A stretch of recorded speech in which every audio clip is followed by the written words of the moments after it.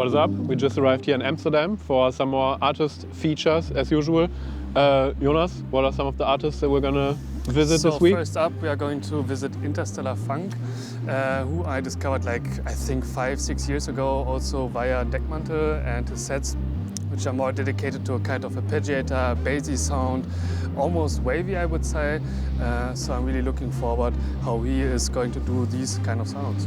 The day afterwards we're gonna visit Identified Patient, who is also a really outstanding producer with really interesting drum programming and really groovy, punchy productions. I don't know, what were some of his releases? I think one of the most outstanding for me personally was also on Deckmantel, especially his first Boiler Room on the Deckmantel side, I think also 4 or 5 years ago, which was dedicated to a kind of slow burning acid kind of sound, also around 80-90 BPM-ish.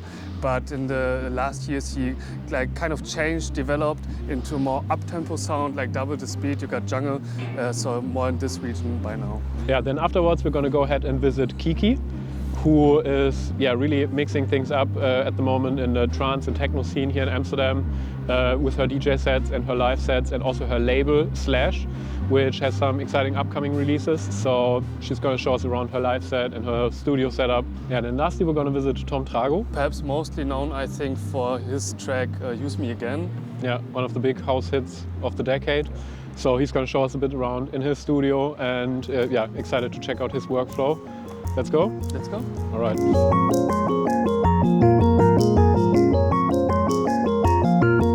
I started with electronic music, I think, when my brother, he was doing parties.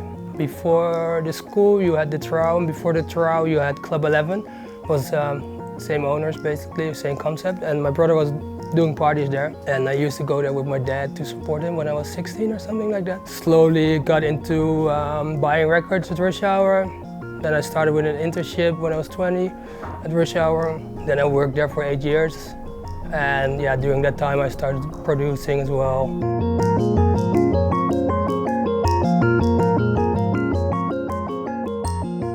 Hey, this is Interstellar Funk. You're in my studio in Amsterdam, and I'm gonna show you around and show you my workflow. Okay, so here's some of my synths, my 808. That's one of my special things I have in the studio. A 606, a Prophet 6, SH101, some modular that I recently started with. This is a 303 clone, a Moog drum synth, and another small synth.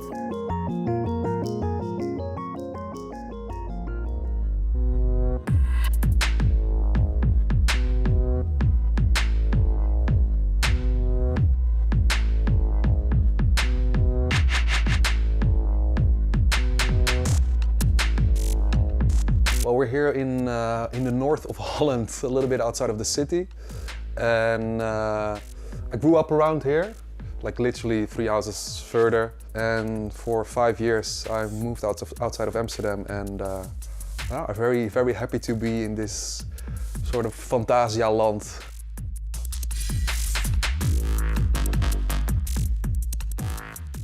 I don't know if it influences the process I make or do, but I do remember tracks I've made, which when it was very stormy day or very cloudy or very sunny. So I think it does influence actually, but because everything is, you can see right through it, then you also remember it, you know?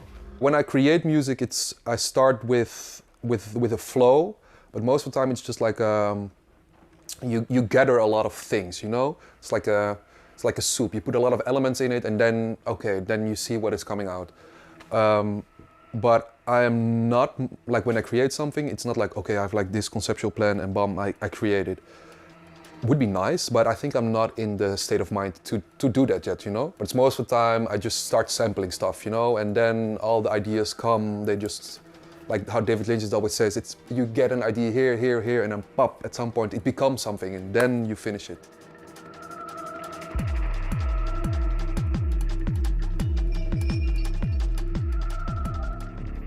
Well, welcome in the studio. We moved from downstairs to upstairs. I'm going to show you a little bit around the workflow, how everything works here, and how I sort of Yeah, create the beats. So yeah, the studio used to be a lot bigger actually, but during the Corona time I sold a lot of stuff too.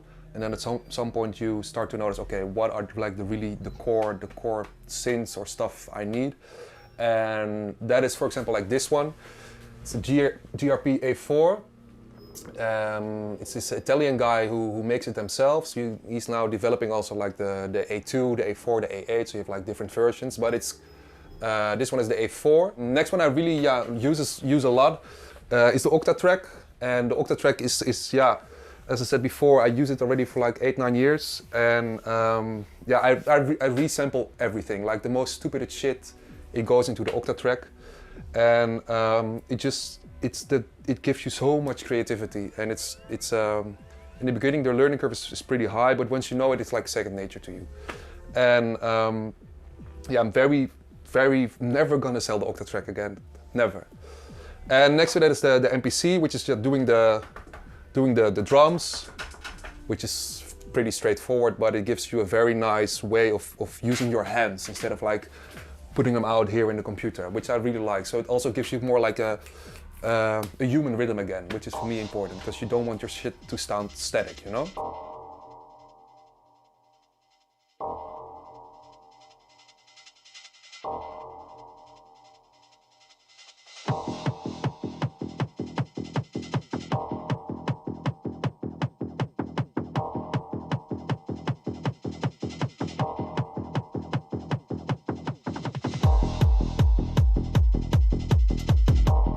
My musical journey started already around the age of 7, I think, because my parents used to listen to a lot of trance. And I don't know why, but it made me really relaxed as a child. And then I sort of, not forgot about it, but like I didn't do anything with it anymore until the age of like 15. Then I started producing. I still lived in a village, so it wasn't like really, it was pretty rare actually that I produced there. Then I moved to Amsterdam and I met my ex-boyfriend and we started playing together, so DJing. So our first date was that I learned him how to produce and he taught me how to play. And then we started playing together for about a year. And then I said, okay, actually everything, all the music I produce, we cannot play that because we have like a bit like not the similar taste. So I started playing solo, and that's actually the moment I started to dig into the 90s sound, you know, because I didn't really do that before. And I sort of relived the whole 90s trance period, 90s music in general, 90s techno. And yeah, it was really because like I wasn't there. So I'm pretty young still, so I wasn't like raving in the 90s. Well, it was actually, of course, already like 30 years old back then. Like, but I really felt like something new for me, like something I've never heard before in my life. And it was crazy, it was like super emotional, but also pretty hard. Everything at the same time, you know. And that's why when I started like playing a lot as well, and I was sort of wondering like, why am I not hearing this in the clubs, you know, because the 90s sound wasn't really, it was about like 7 years ago, the 90s sound wasn't really played that often in clubs back then. So we're in my home studio and I'm gonna show you around a little bit. So what you see here is actually how I sort of do the live show, and I use like this part. So you have like Ableton, MIDI keyboards, the audio interface, which is over there, which you cannot see probably. So then we will sync it to the TR8, then to the TD3, and then to the MC909, which is a pretty long chain for like syncing, but went well so far, so that's great. And then we have a mixer with all the channels, so the 909 is in here. Like it's still the sticker of the live show, so it was the other way around, but it still makes sense sort of. So we have the 909, the 303, which is not the real 303 of course, the drum computer, and then I also have like a reverb and a delay, which are obviously not plugged in right now, but they can also be on 2 separate channels. So I am preparing for a new live show at the moment, and which will not be like, will not be like this complex actually. Well, it's not even complex, but it's not really practical, because so I will definitely bring this one, I will bring the TR-8, a mixer obviously, and a sound, audio interface. But this one I will keep at home because it's just super heavy and it's really nice for jamming, which I also do during a live show. But it's just a bit impractical, and you can record everything, all the separate layers in Ableton beforehand.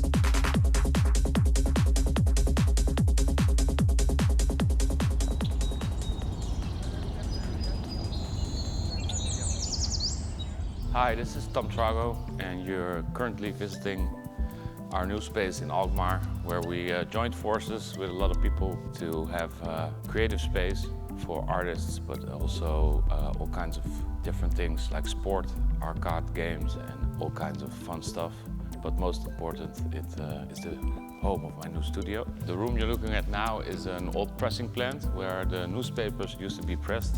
And in the future, I hope we'll see a club here or an art space where people can just try new things. So I'll show you the offices of the label and the studio, of course. That's why you're here.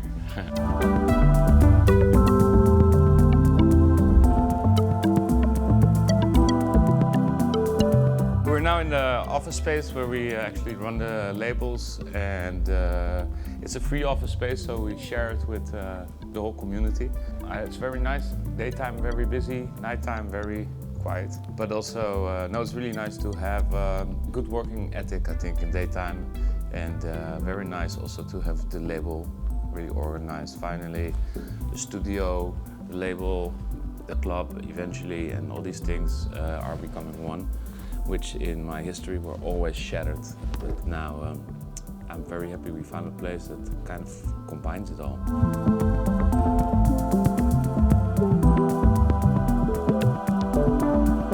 So welcome to my music laboratory, aka the music studio. It is weirdly set up, I guess, but for me it makes a lot of sense. I try to vary a lot in my work approach, because every project I work on kind of needs a different sound or a different attitude. Sometimes you want more distorted machines or more FM sounds. Sometimes I'm working on a project that could be more organic or with live musicians. So I try to create a space that is pretty flexible. That's why this is actually my little island, and the rest is just stacking of stuff that we could use. So I tried to make it a flexible space because my last studio, everything was pretty set up and stuck also. And I've learned from that I just want to create a space where I don't have too many options. I think creativity gets supported by also limiting your options. So that's why I try to create a mini island inside the studio.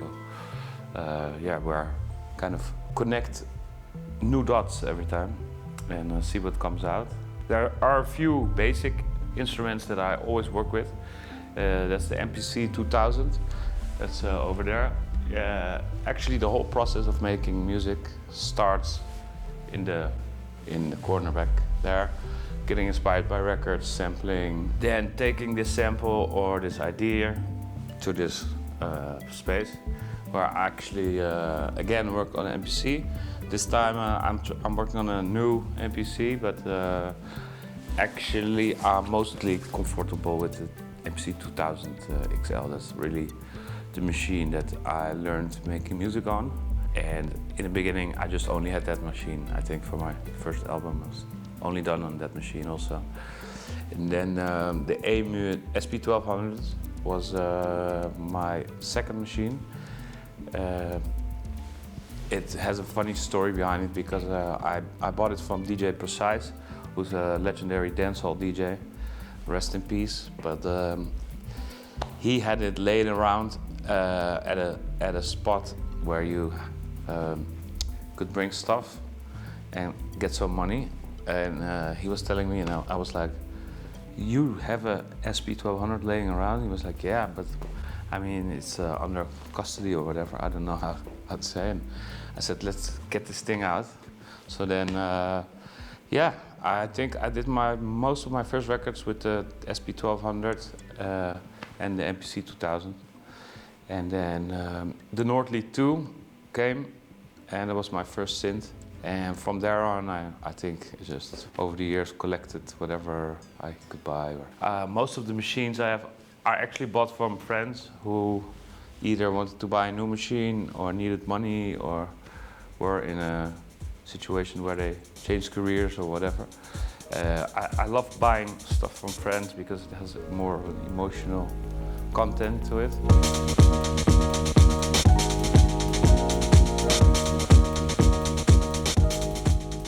All right, that's been it for our week here in Amsterdam. Hope you enjoyed these little previews. Of course, the main studio features, all of them are going to follow shortly. And yeah, one last reminder, in case you haven't checked it out, go head over to Instagram to check out our new platform centered around all things electronic music. It's called Voltage Labs, and there's a bunch of interesting exclusive content for you. So definitely don't miss out on that. I'm sure it's going to be linked below. And thanks for tuning in. See you next time. Peace out.